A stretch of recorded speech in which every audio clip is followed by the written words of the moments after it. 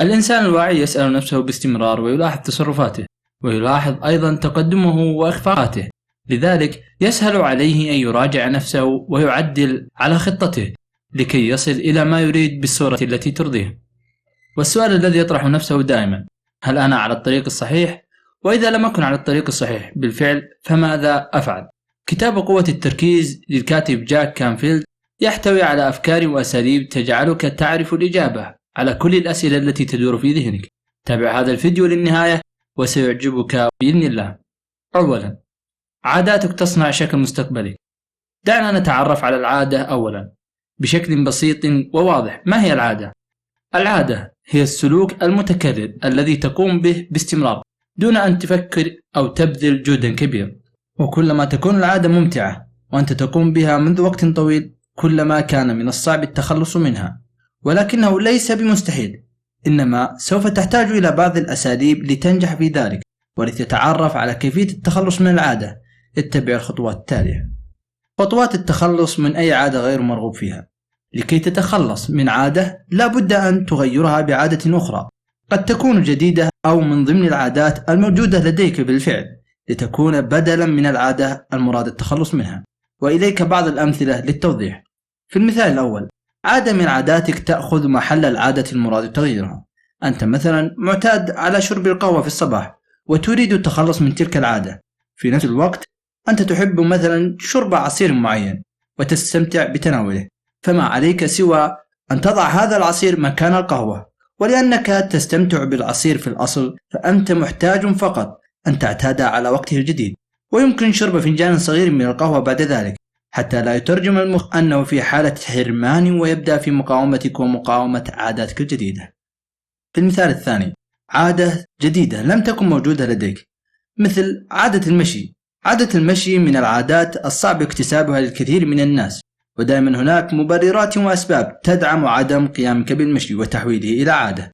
ولتكتسب عادة المشي حاول ربطها بشيء ممتع بالنسبة لك، مثلا اربط المشي بالتسوق وليس من الضروري أن تشتري شيئا بالفعل. وهنالك طريقة أخرى هي ربط المشي بسماع شيء تحبه مثل الاستماع لقناتنا ملخصات كتب، وأنت تقوم بهذه العادة. واجعل فترة المشي فترة مسلية ليكون لديك شعور قوي بتكرار التجربة مرات أخرى حتى تصبح عادة. يمكنك أيضا استخدام تطبيق حساب الخطوات في الجوال مثلا لتجعل الأمر كلعبة ممتعة.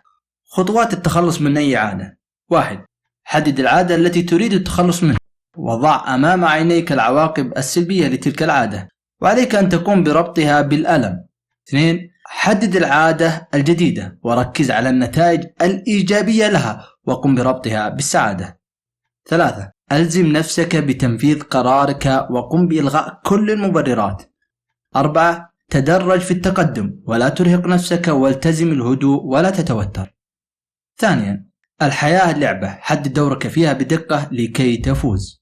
إن الحياة لعبة مليئة بالأدوار، يجب عليك أن تحدد دورك وما الأشياء التي يجب أن تركز عليها، ولأنك لا تستطيع أن تقوم بكل الأدوار في اللعبة فأنت بذلك لن تحقق أي شيء.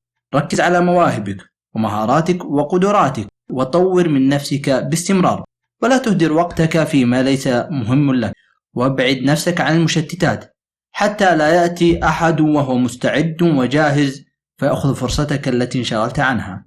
وقد ذكرنا ذلك بالتفصيل في كتاب القوانين السبع للنجاح للكاتب ديباك شوبرا، يمكنك الاستماع لملخص رابطه في الأعلى.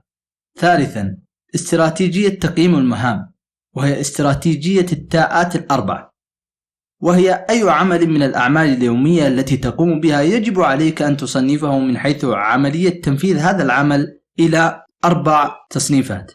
1. تنفيذه، أي أنت من تنفذه بالفعل. 2. تؤجله، أي تؤجل عمله لوقت لاحق.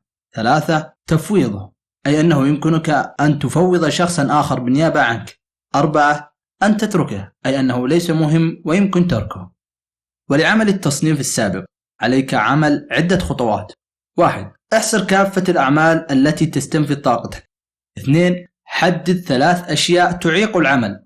3. حدد 3 أشياء تدر لك المال. 4. حدد 3 أشياء لا تحب القيام بها. 5. اختر الأشخاص الذين ستعتمد عليهم في إنجاز بعض الأعمال. 6. ألغي كل ما هو مضيعة للوقت. 7. ادرس الاستفادة من كل تصنيف تكرره. 4. هل ترى الصورة الكاملة؟ إن نعمة الرؤية الكاملة للهدف أفضل نعمة، والناجحين يتعاملون بطريقة التصنيف السابق ذكرها، مما يمكنهم من الحصول على رؤية كاملة للهدف، ويركزون على أهدافهم في الجوانب التالية: 1. المستوى المادي. 2. مستوى العمل والمهنة. 3. وقت المتعة. 4. الصحة واللياقة. 5. العلاقات الاجتماعية. 6. الحياة الشخصية. 7. الإسهامات والعطاء. 5. كيف تحقق التوازن بأدوارك في الحياة؟ لكل منا أدوار عدة نقوم بها في شتى جوانب الحياة، فأنت مثلا أب وزوج، ولديك عمل لك دور فيه، وصديق وابن بار لأسرتك. وأنت أم وزوجة وربة المنزل ومسؤولة عن أولادها، ولديك دور في العمل ودور في أسرتك ودور مع الأصدقاء، وكثير من الأدوار. وكلما تعددت جوانب حياتك واهتماماتك زادت أدوارك، ولكن احذر بجعل أحد أدوارك يطغى على الأدوار الأخرى، ولتفعل ذلك اتبع التالي: 1. حدد أولوياتك. 2. خطط لحياتك واجعلها منظمة. 3. تعامل بوعي مع كل الأدوار التي تقوم بها لكي تحقق التوازن، ولأن تحقيق التوازن هنا مقياس لنجاحك، فإن تلك الأدوار ومن ثم نجاحك في الحياة بصفة عامة. إليك مثال توضيحي: هناك عدة جوانب يجب أن تكون مركز عليها في حياتك وباستمرار تطورها وتنميها، لأنك إن لم تقوم بتحسينها كل فترة لن تحقق ما تريد، لأنها عوامل مساعدة تعينك على الوصول إلى هدفك. من تلك العوامل: أولا، في العمل قم بتحديد أهدافك بوضوح وركز عليها واعمل على تحقيقها، وليس فقط التحدث عنها أو التفكير فيها. أما في مجال المعرفة علم نفسك وزد من معرفتك باستمرار في اتجاه الوصول إلى هدفك. أما في الرياضة مرن نفسك واشحن طاقتك وتخلص من الطاقات السلبية في جسدك. في الاسترخاء تخلص من التفكير طوال الوقت في الضغوط وهدئ من أفكارك واقضي وقتا ممتعا مع أسرتك. في التفكير حدد لنفسك وقتا للصمت والتأمل وللعبادة، واجعل هذا الوقت مقدس لا يمكن تجاوزه، وهذه نقطة مهمة وهي نقطة الجانب الروحي. راقب مستواك كل أسبوع واكتب ما أنجزته، لأن هذا بمثابة تشجيع لك لكي تستمر وتحقق تقدما أكثر نحو هدفك بإذن الله. 6. يد واحدة لا تصفق. تعلم سياسة نحن وليس أنا. تعامل من خلال فريق عمل يساندك لتحقيق هدفك ويكون له نفس اهتماماتك، فالإنجاز يكون أقوى وأسرع من خلال العمل الجماعي. اختر فريقك بعناية وأعطهم الثقة، سوف يبذلون ما بوسعهم ليثبتوا لك أن ثقتك في مكانها الصحيح، وعليك أن تهتم بعلاقاتك الجيدة لأنها سوف تفيدك أكثر مما تظن. هناك سؤال: لماذا تخسر علاقة ما وتكسب أخرى؟ هذا السؤال يأتي كثيرا في ذهننا، ولكي تعرف إجابة هذا السؤال عليك اتباع الخطوات الآتية. 1. في حالة خسارة شخص اسأل نفسك عن أسباب فشل العلاقة وابحث عن هذه الأسباب بعمق، فمهما كان الطرف الآخر سيء بوجهة نظرك فأنت أيضا لك دور في فشل تلك العلاقة. فتش عن أسباب فشل العلاقة من جهتك، قم بتغييرها حتى لا يتكرر الأمر. 2. في حالة نجاح العلاقة اعرف الأسباب التي مكنتك من نجاح تلك العلاقة وركز عليها في تكوين علاقاتك المستقبلية. 7. كيفية اكتساب الثقة بالنفس.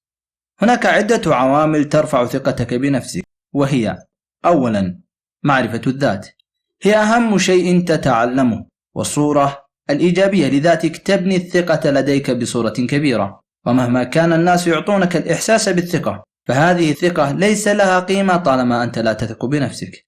تعرف على مخاوفك وتعلم كيفية التغلب عليها. ثانيا، المرض، اعرف العادات الصحية وطبقها في حياتك لتحظى بصحة جيدة. ثالثا، الخوف من فقد العمل، اعمل على ذاتك وارفع من قيمتك حتى يصبح الاستغناء عنك أمرا غير وارد. رابعا، نقاط القوة، أكثر من نقاط القوة لديك وقوي من علاقاتك. خامسا، القلق من القادم، لا تقع فريسة للقلق، فمعظم الوظائف لم يتم وضعها بعد. ضع لنفسك أهدافا متميزة وتخلص من أي خوف. 6. الموت. تحلى بالإيمان، واعمل لدنياك كأنك تعيش أبدا، واعمل لآخرتك كأنك تموت غدا. 7. الفشل. الجانب الروحي بداخلك واثق أن هناك خطة أكبر، وأن الله أعطاك ما يميزك به عن غيرك. اكتشف عطايا الله واعرف ما يميزك به واستخدمه في حياتك، وتفاءل فلن يخذلك الله. 8. أحط نفسك بالناجحين. انظر إلى الفشل كأنه فرصة للتعلم، وانظر إليه كتجربة تقوي من خبراتك وتعزز تصرفاتك في المستقبل. 9. المخاطرة. لا تخاطر، ولكن خطط على الورق وادرس كل الاحتمالات واستمع لنصيحة خبير. 10. الرفض. لا تأخذ الموضوع بشكل شخصي، حلل أسباب الرفض وتعلم منها. إلى هنا ينتهي ملخص كتاب قوة التركيز، ولمزيد من المعلومات عن الكتاب ننصحك بقراءته على رابط الشراء بوصف الفيديو. طالما أنك وصلت لهنا فهذا يدل على أن هذا الملخص قد أعجبك، لذا نطلب منك الضغط على زر اللايك ومشاركة الفيديو، وتكتب لنا في التعليقات رأيك فيه وماذا استفدت منه. هذا الملخص مقدم لكم من قناة ملخصات كتب. لا تنسى الاشتراك وتفعيل الجرس ليصلك كل جديد بالقناة.